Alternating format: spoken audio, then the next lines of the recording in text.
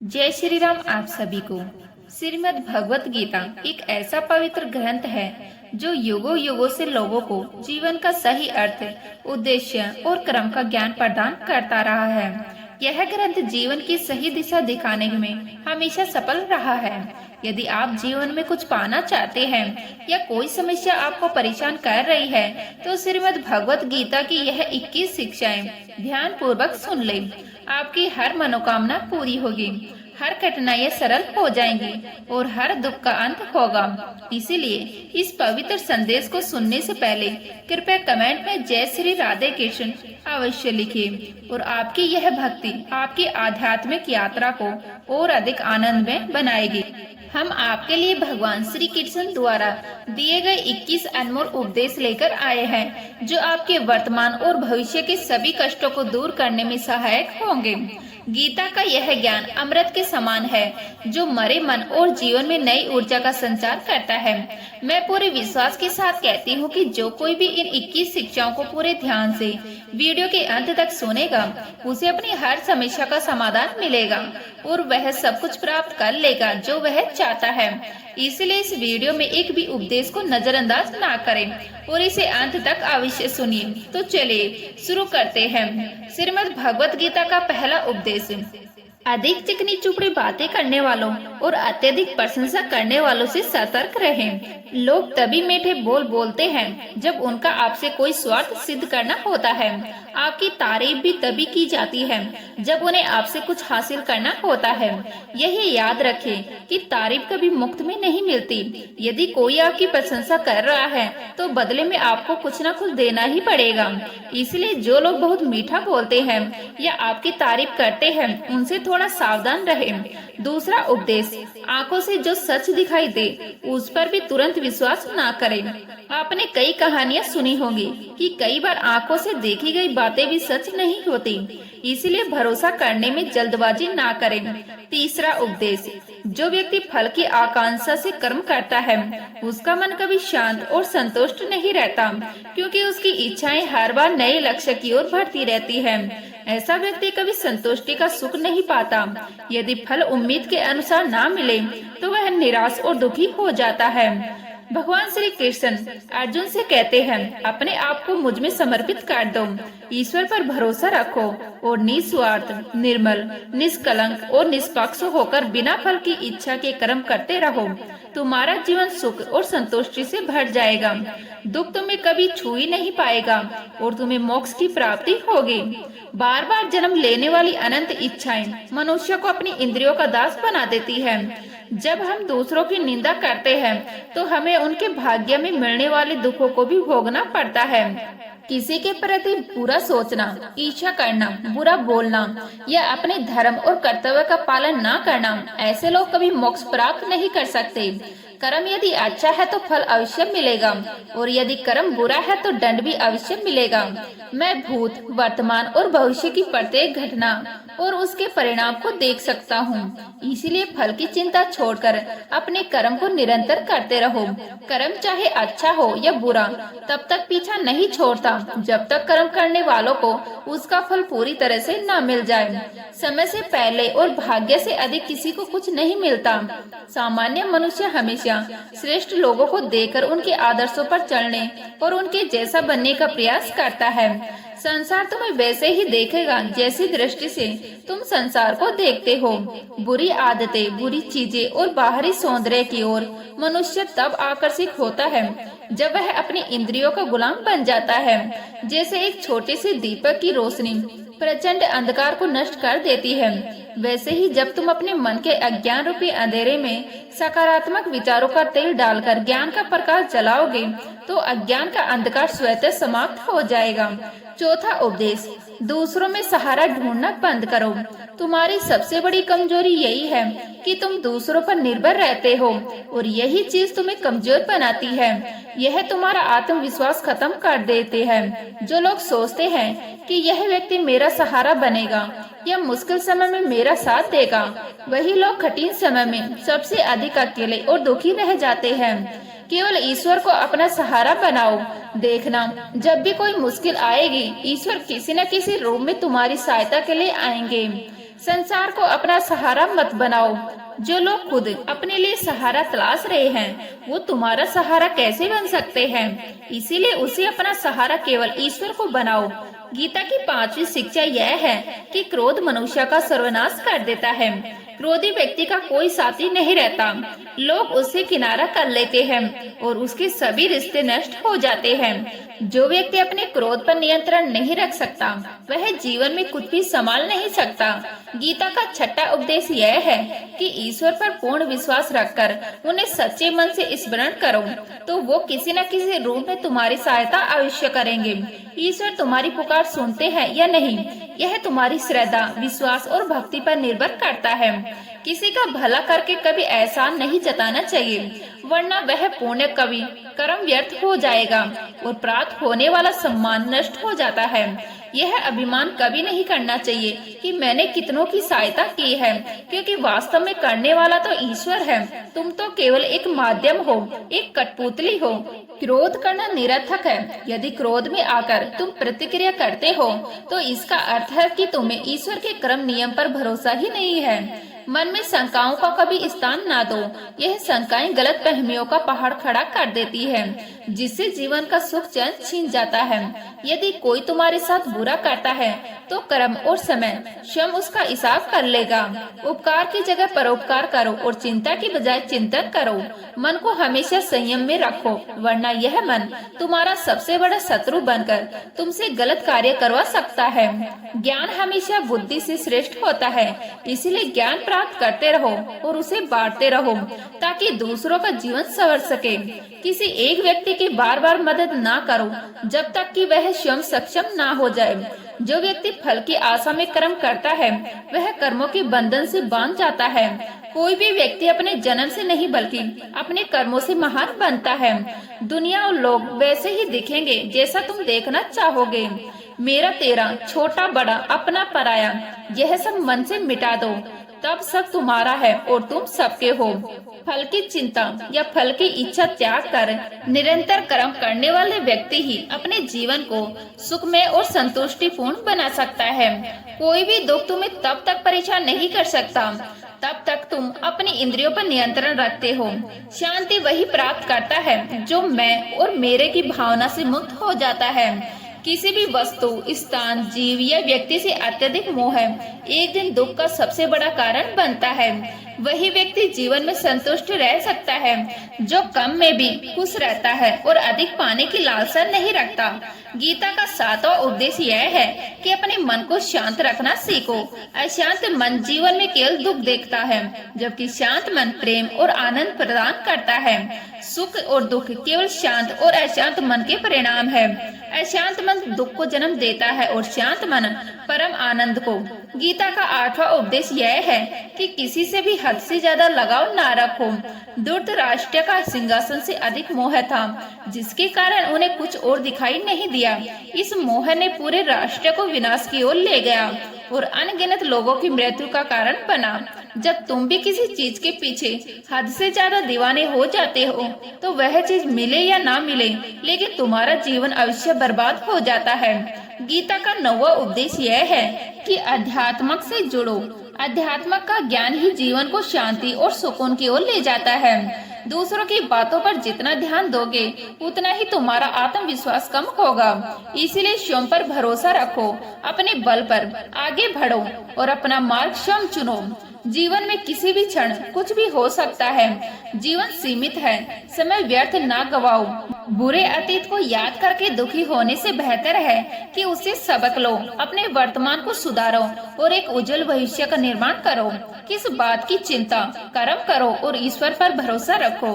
क्या होगा क्या नहीं यह ईश्वर पर छोड़ दो। जितना अधिक पुरुषार्थ तुम करोगे स्वर्ग का मार्ग उतना ही आसान होगा। स्वयं को ईश्वर के चरणों में समर्पित कर दो। नित्य अच्छे कर्म करो, दूसरों का भला करो और उन्हें सही मार्ग दिखाओ। ज्ञानी व्यक्ति कभी कामों के सुख में आनंद नहीं ढूंढता, इसलिए ज्ञानवान बनो। जो बीत गया वह अच्छा था, जो हो रहा है वह अच्छा है, और जो होगा वह भी अच्छा ही होगा। वेद पुराणों का अध्ययन तब तक व्यर्थ है जब तक उनकी शिक्षाओं को जीवन में उतारा ना जाए और उनका अनुसरण ना किया जाए। रावण निश्चित रूप से बुद्धिमान था, परंतु वह ज्ञानी नहीं था।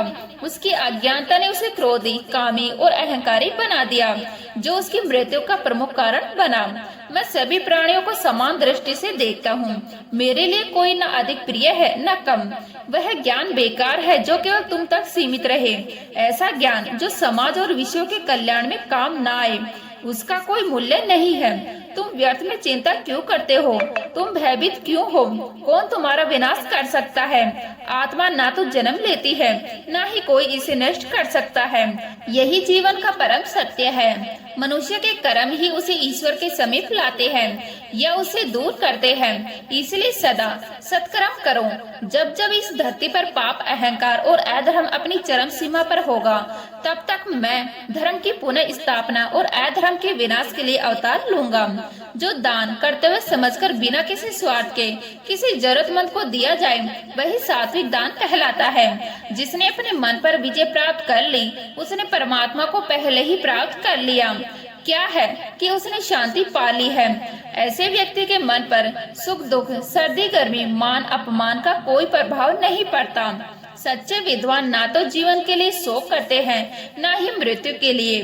ग्रस्त जीवन और समाज में रहकर दूसरों का भला करना, अपने कर्तव्यों को पूरी निष्ठा और ईमानदारी से निभाना, धर्म का पालन करना भी बड़े तप के समान है। गीता का 10वां उपदेश यह है कि आज मनुष्य ही मनुष्य का शत्रु बन गया है। चाहे व्यापार हो, रिश्ते हो या कोई अन्य क्षेत्र, मनुष्य ही मनुष्य को हानि पहुंचा रहा है। प्रतिस्पर्धा इतनी बढ़ गई है, चोरियां बढ़ रही है, अपराध बढ़ रहे हैं। शास्त्रों में कलयुग के जो लक्षण बताए गए हैं, जैसे कि एक दिन मनुष्य मनुष्य को नष्ट कर देगा, वह समय आ चुका है। लोग एक दूसरे का व्यापार, नौकरी और जीवन की खुशियां छीन रहे हैं। जो दुखी है उसे और दुखी किया जा रहा है, जो सुखी है उसे परेशान किया जा रहा है। सभी मनुष्य कहलाते हैं, पर मानवता कहीं दिखाई नहीं देती। एक सेठ के घर से एक भिखारी निकल रहा था। उसने सेठ से कहा, मुझे एक गिलास पानी पिला दीजिए, मुझे बहुत प्यास लगी है। मैं बहुत दूर से पैदल आया हूँ, मेरे प्राण निकल रहे हैं। सेठ बोला, अभी कोई व्यक्ति नहीं है, व्यक्ति आएगा तो आपको पानी दे दिया जाएगा। कुछ देर बाद भिखारी ने फिर कहा, कृपया मुझे एक गिलास पानी पिला दीजिए, मैं चला जाऊंगा, मेरे प्राण निकल रहे हैं और आसपास कोई घर भी नहीं दिखता। सेठ ने फिर कहा, मैंने कहा ना, व्यक्ति आने वाला है, वह आएगा तो आपको पानी मिल जाएगा। तब भिखारी ने कहा, आप स्वयं क्यों नहीं इंसान बन जाते? थोड़ी देर के लिए आप ही इंसान बन जाइए। आज यही स्थिति है, कोई इंसान बनने को तैयार नहीं है। लोग एक दूसरे को नोचने, एक दूसरे का लाभ उठाने में लगे हैं। इसलिए कलयुग को स्वार्थी युग कहा जाता है, जहाँ लोग केवल अपने मतलब से एक दूसरे से जुड़े हैं। गीता का 11वां उपदेश यह है कि जीवन में कभी भी स्वयं को किसी का मोहताज मत बनाओ। जब तक तुम किसी के मोहताज नहीं हो, कोई तुम्हें दुख नहीं पहुंचा सकता, ना ही कोई तुम्हारा शोषण कर सकता है। जिसके मोहताज बन जाओगे, वह तुम्हारा लाभ उठाना शुरू कर देगा। जिस दिन तुमने अपने जीवन को किसी का मोहताज बनाया, उसी दिन से तुम्हें उसकी गुलामी करनी पड़ती है। यह मृत्यु से भी बदतर है। मोहताजी तुम्हें गुलाम बना देती है। तुमने देखा होगा, तुम्हारा जीवन वही लोग बर्बाद करते हैं जिनके तुम मोहताज बन जाते हो। तुम्हारा सारा दुख उसी से आता है जिसके तुम मोहताज हो। मोहताजी केवल शरीर या कार्य की नहीं होती, सबसे बड़ी मोहताजी मन की होती है। एक बात याद रखो, माता पिता को छोड़कर इस दुनिया में ऐसा कोई नहीं जिसके तुम मोहताज बन सको और वह तुम्हारा लाभ ना उठाए। इसीलिए जीवन में कभी भी स्वयं को किसी का मोहताज मत बनाना। गीता का 12वां उपदेश यह है कि जो मनुष्य असफलता के भय से पुनः प्रयास नहीं करता, वह जीवन में कभी बड़ी सफलता प्राप्त नहीं कर सकता। क्रोध से भ्रम उत्पन्न होता है, भ्रम से बुद्धि अस्थिर होती है। जब बुद्धि अस्थिर होती है, तब विवेक नष्ट हो जाता है, और जब विवेक नष्ट होता है, तब व्यक्ति का नाश हो जाता है। बड़े कामयाबी की सफलता एक ऐसे ताले में छिपी है जिसे खोलने के लिए 5 चाबियों की जरूरत होती है। सकारात्मक दृष्टिकोण, एकाग्रता, सच्ची मेहनत, दृढ़ निश्चय और निरंतर प्रयास, बिना निष्पक्ष और निस्वार्थ भाव से कर्म के मोक्ष की आशा करना व्यर्थ है। जब मनुष्य अपने इंद्रियों के वश में हो जाता है तो वासना, आलस्य और लोभ जैसी बुरी आदतें उसके मन पर हावी हो जाती है। लक्ष्य प्राप्ति के लिए पूर्ण समर्पण के साथ कर्म करना अनिवार्य है। इसके लिए धन की लालसा को मन से हटाकर अपने कार्यों पर ध्यान केंद्रित करना होगा। श्री कृष्ण जी गीता में अर्जुन जी से कहते हैं, हे अर्जुन, तुम्हें केवल कर्म करने का अधिकार है, उसके फल की अपेक्षा करने का नहीं। जब तुम फल की इच्छा के बिना कर्म करोगे तभी तुम फल प्राप्त कर सकोगे। क्रोध सोचने की शक्ति को नष्ट कर देता है, जिससे सही निर्णय लेना मुश्किल हो जाता है। यदि कर्म केवल धन या लाभ की लालसा के लिए किया जाए तो वह कभी अपेक्षित परिणाम नहीं देगा। बुरे कर्मों से छुटकारा पाने का सबसे अच्छा तरीका है सकारात्मक विचारों को अपनाना और नकारात्मकता से बचना। मनुष्य का मन परिवर्तनशील होता है। हमारी सोच और आदतें उसी तरह बनती हैं जैसे लोग और माहौल उसे प्रभावित करते हैं। मनुष्य वही करता है जो वह देखता है, सुनता है और समझता है। जो व्यक्ति अच्छे कर्म को ही अपना सौभाग्य मानता है उसे अपेक्षा से कहीं अधिक फल प्राप्त होता है। बड़े सपनों का साकार करने के लिए सबसे पहले आपको कल्पनाशील बनना होगा। गीता का 13वां उपदेश कहता है कि जिस रिश्ते में मर्यादा टूट जाए वहाँ केवल विनाश होता है, चाहे कोई बड़ा हो या छोटा। यदि वह रिश्ते की सीमाओं को तोड़ता है तो वह रिश्ता टिक नहीं सकता। रिश्ते तभी कायम रहते हैं जब दोनों पक्ष एक दूसरे का सम्मान करते हैं, कदर करते हैं और अपनी सीमाएं नहीं लांघते। बिना सम्मान और सीमाओं के रिश्ते देर सवेरे खत्म हो जाते हैं। गीता का 14वां उपदेश यही कहता है कि मर्यादा टूटने से रिश्ते नष्ट हो जाते हैं। सम्मान और सीमाओं के बिना कोई रिश्ता नहीं टिकता। 15वां उपदेश यह है कि जो लोग सामने मधुर व्यवहार कर रहे हैं लेकिन पीठ पीछे नुकसान पहुंचाए, उनसे दूरी बनाए रखें। श्री कृष्ण जी कहते हैं, ऐसे लोग उस घड़े के समान हैं जिसके मुंह पर अमृत लगा हो लेकिन भीतर जहर भरा हो। ऐसे लोगों को जहर की तरह त्याग देना चाहिए। 16वां उपदेश यह है कि अपनी खुशी और दुख को हर किसी के सामने जाहिर ना करें। लोग आपकी खुशी से जलते हैं और आपके दुख का मजाक उड़ाते हैं। अपने दुख को छिपाएं और केवल उसी साझा करें जो उसे समझ सके। गीता का 17वां उपदेश यह है कि जीवन में नया शुरू करने के लिए पुराने को पूरी तरह मिटाना पड़ता है। श्री कृष्ण जी ने कुंती से कहा था कि अधर्म के नाश और नए युग की शुरुआत के लिए महाभारत युद्ध आवश्यक है। जब कोई पुरानी चीज पूरी तरह बेकार हो जाए तो उसे तोड़कर नया निर्माण करना पड़ता है। गीता का 18वां अध्याय यह है कि जब आप अकेलापन महसूस करें तो समझ लें कि आप इस दुनिया में अकेले आए थे और अकेले ही जाएंगे। कोई भी सदा आपका साथ नहीं देता सिवाय ईश्वर के। श्री कृष्ण जी कहते हैं कि वह हर मनुष्य के साथ रहते हैं क्योंकि सभी उनकी संतान है। इसीलिए अकेलेपन से डरने की बजाय गलत लोगों के साथ रहने से डरे। 19वां उपदेश यह है कि धन, पद या शक्ति का अभिमान न करें। दुर्योधन का अभिमान ही उसके विनाश का कारण बना। जो लोग अपने अहंकार से दूसरों को नीचा दिखाते हैं उनकी गलतियां ही उनकी सर्वनाश करती है।